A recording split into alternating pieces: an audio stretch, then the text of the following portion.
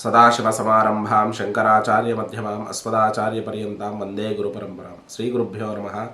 VNR creations చూస్తున్న ప్రేక్షకులందరికీ కూడా 2024 సంవత్సర ఫలితాలకు స్వాగతం. కొత్తగా ఛానల్ చూస్తున్న వాళ్ళు మన విఎన్ఆర్ క్రియేషన్స్ని సబ్స్క్రైబ్ చేసుకోండి. ఈ వీడియోను లైక్ చేయండి, షేర్ చేయండి, కామెంట్ చేయండి. మీ అమూల్యమైన సలహాలు, సందేహాలు ఏమైనా ఉంటే కామెంట్స్ రూపంలో తెలియజేయండి.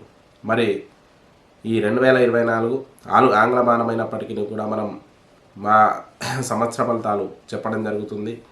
మరి ఏదైనా కూడా గ్రహ మార్పు అయితే ప్రతిరోజు జరుగుతుంటుంది కాబట్టి ప్రధానంగా ఈ సంవత్సరంలో 4 ప్రధాన గ్రహాల యొక్క మార్పును తీసుకొని మనం చెప్పడం జరుగుతుంది.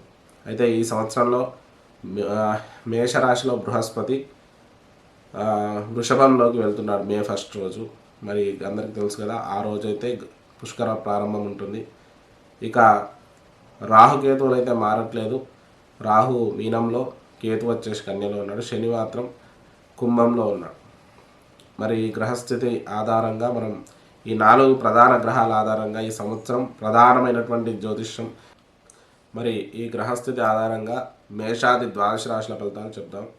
మరి ఈ వీడియోను లైక్ చేసి, షేర్ చేసి, కామెంట్ చేయండి. కుంభరాశి ఫలితాలు 2024 సంవత్సరం కుంభరాశి వారికి ఎలా ఉంటుందో చూసే ముందు 2024 సంవత్సరంలో ఈ కుంభరాశి వారికి గ్రహస్థితి ఎలా ఉందో ఒకసారి చూద్దాం. ఇక్కడ జన్మ శని సంచారం, ద్వితీయంలో రాహు, తృతీయంలో బృహస్పతి, అలాగే అష్టమ కేతువు. ఇక్కడ చూసుకుంటే మనకు శని కొంత వ్యతిరేకంగా ఉన్నట్టే, కేతువు వ్యతిరేకంగా ఉన్నట్టే. రాహు గురులు మిశ్రమ ఫలితాలు ఇస్తారు. అంటే కుంభరాశి వారికి కొంత సమస్యలు అనేటివి మనకు గోచరిస్తున్నాయి. దాదాపుగా ఈ ఏళ్ళనాటి శని, జన్మ శని ప్రారంభమైనప్పటి నుంచి వీరికి సమస్యలు అనేటివి తరచూ కలుగుతూనే ఉన్నాయి. ఇక్కడ కుంభరాశి వారికి జన్మశని ప్రభావం వల్ల ఒకటి ఆర్థిక నష్టము, రెండవది ఆరోగ్యం. ఈ 2 విధాలా కూడా ఇబ్బందులను తరచూ కలిగిస్తాడు శనీశ్వరుడు. ఈ జన్మశని ద్వాదశ ఆధిపత్యము, జన్మాధిపత్యం వల్ల ఆరోగ్య సమస్యలు అనేటివి, అలాగే ఆర్థిక సమస్యలు అనేటివి తరచూ వెంటాడుతూ ఉంటాయి. ఎంత కష్టపడ్డా కూడా దానికి తగ్గ ఫలితం అనేది దక్కకపోవడం, దానివల్ల కొంత మానసిక ఆందోళన కలగడం అనేది మనం గమనించవచ్చు. అయితే పరిష్కారం చేసుకుంటూ ముందుకు వెళ్ళడమే. ఇంకొక 1.5-2 సంవత్సరాల పాటు ఈ జన్మ శని సంచారం అనేది ఉంటుంది. కాబట్టి ఆ సమయం అంతా కూడా ఇలాంటి ఇబ్బందులు ఉండే అవకాశం ఉంది. కాబట్టి వీరికి పని యందు ఆసక్తి కూడా తగ్గుతుంది. శారీరక శ్రమ ఎక్కువ చేయలేని పరిస్థితి ఉంటుంది. మానసికంగా కూడా ఒత్తిడి అధికంగా ఉండడం అనేది మనం గమనించవచ్చు. ఇక ఆర్థికంగా ద్వితీయాధిపతి తృతీయంలో ఉన్నాడు, ద్వితీయ స్థానంలో రాహు ఉన్నాడు.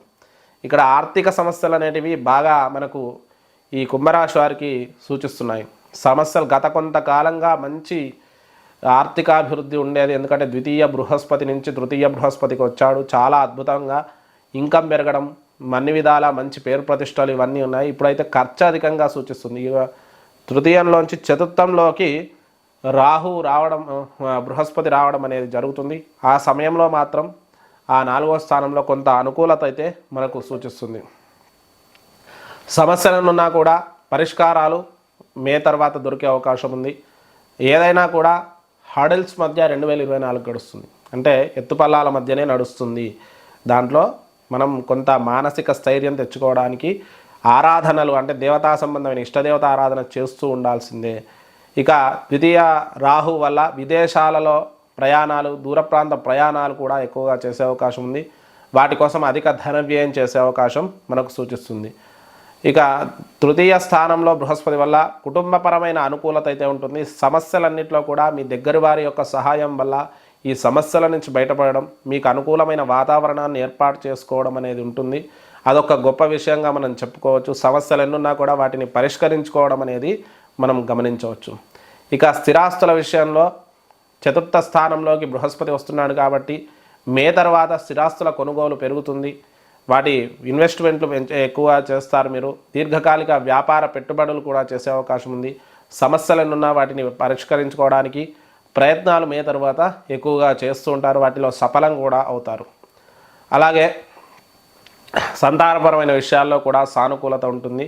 విద్యార్థులు కూడా మంచి ఈ సంవత్సరం అంతా కూడా విజయాలు కొంతవరకు దక్కించుకునే అవకాశమే ఎక్కువగా మనకు సూచిస్తుంది. అయితే తాత్కాలిక గ్రహాల ప్రభావం వల్ల కొంత ఎత్తుపల్లాలు అయితే తప్పవు.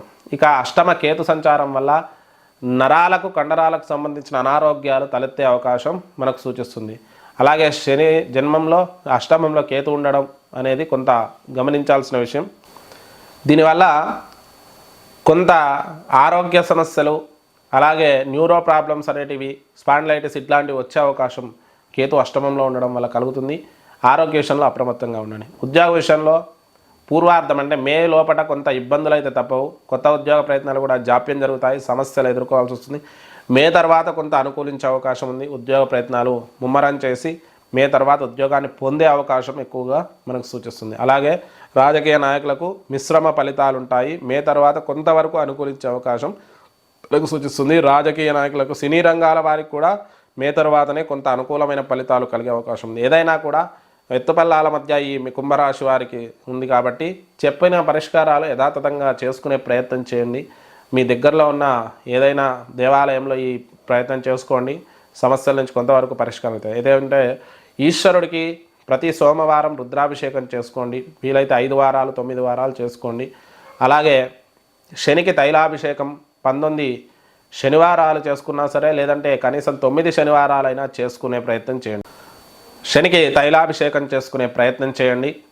అలాగే మనము శని నువ్వుల దానం అనేది కూడా మనకు చేసుకోండి. దానివల్ల శుభ ఫలితాలు కలుగుతాయి.